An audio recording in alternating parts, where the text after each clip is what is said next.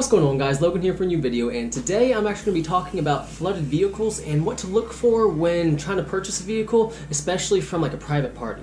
Now, why I'm making this video is because I actually went to look at a Corvette to buy today. It was a 2004 Corvette. It was immaculate. It had 80,000 miles. And on top of that, it was only about $12,000, so it was definitely affordable. It was actually very cheap for what it was. So I was kind of thinking that it was too good to be true, but it said that it was a clean title. So I went out there, I was looking at the car, and they were very telltale symptoms of it being flooded. It did have very minor things wrong with it, like some of the trim was missing and like one of the Corvette emblem on the back. It was kind of messed up, but that's kind of expected with a 14-year-old vehicle. Well, when I opened the door, I was relieved to not smell any mildew. That's the #1 telltale sign of your car being flooded, if you smell any kind of mildew. Now, it's not 100% if you smell mildew that car's been flooded. Like sometimes if drain tubes are clogged, that could cause a mildew smell, and if there is like the drainage tubes on convertibles, those can be clogged and that can cause that mildew smell as well. So when I sat down in the Corvette and didn't smell any mildew, that was a good sign. But when I opened up the glove box and reached in there, like underneath, it was like tucked up underneath the glove box,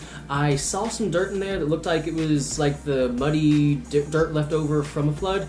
So that right there was a #1 indicator right there that this car could be flooded. I went ahead and peeled back a little bit of the carpet, and under there it was still dirty. So this car's obviously been flooded, and it's kind of crazy that it was for sale at this dealership. Now, it was one of the smaller dealerships, but they were telling me that it had a clear title and it had 80,000 miles, and yeah, they were selling it for cheap, but it's obvious that car's been flooded. And it's kind of funny because when I went to go test drive it, even after I saw all those things, I just wanted to see how it drove. But while I was driving it, I looked on the windshield, and it said that there was supposed to be an oil change in September 28th of 2017, which is just after Harvey. And while I was looking through the Carfax, because they printed out like this 12-page report for me, while I was looking through there, for the last 8 years, it's been a one-owner car. So the fact that he kind of slipped up right there around Harvey and didn't do the oil change, that is a clear indicator that that car was definitely a flood car.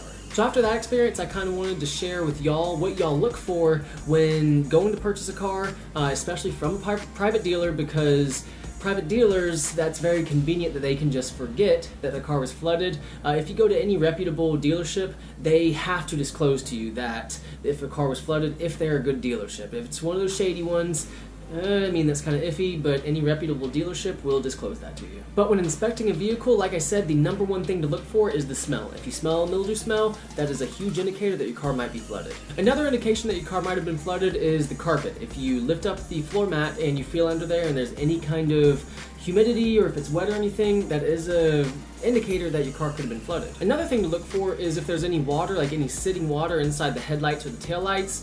If they're cloudy or anything, that could be an indicator, but that's not going to be the best indicator, because if there's not a proper seal around the headlight or the taillight, if it rains really hard, you can develop that humidity in there, so that's not the best indicator. Now, another great thing to look at when considering to buy a car is the seat brackets. The seat brackets, they typically won't be replaced when somebody, if the car floods and they replace the carpet and everything, they'll typically leave the seat brackets on the car. So if those seat brackets are all eaten up with rust and everything, I would investigate a little bit further to see if your car's been flooded, because there's no reason that those seat brackets should be all rusted. And why you really want to avoid a flooded car is because with flooded cars come a ton of problems. And you might think, if you're buying a flooded car right then and now, that you won't have any problems, but there's a good chance that later down the road, whether it be a few days, few weeks, few years from then, you could have problems, because that water is very corrosive, and there's a good chance, especially if you're on any of the coastal land or anything like that you have salt water in your car. So salt water is so much more corrosive. That's why we spray off the boat and the boat trailers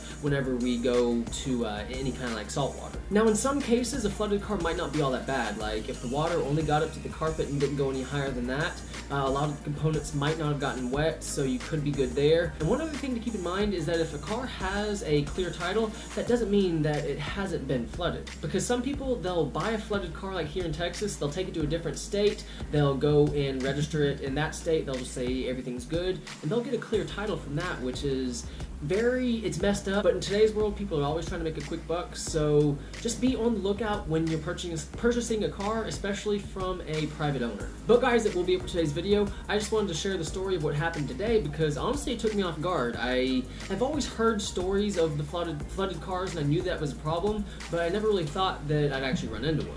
And like I said, from the outside, this car looked amazing. On the inside, I didn't smell any mildew, so it took a little bit more investigating to actually see that the car's been flooded. So when buying a car, just be really thorough, investigate the entire car, look in hard to clean areas, because flood water is very dirty. If a car gets flooded 3.5 feet, anything 3.5 feet and below is going to be covered in like a very thin layer of like dirt, like a mud. And if the person selling it isn't very thorough, they can miss those areas where the dirt got to. But guys, I really do hope you enjoyed this video. If you did, please like it, please subscribe. And as always, have a great day.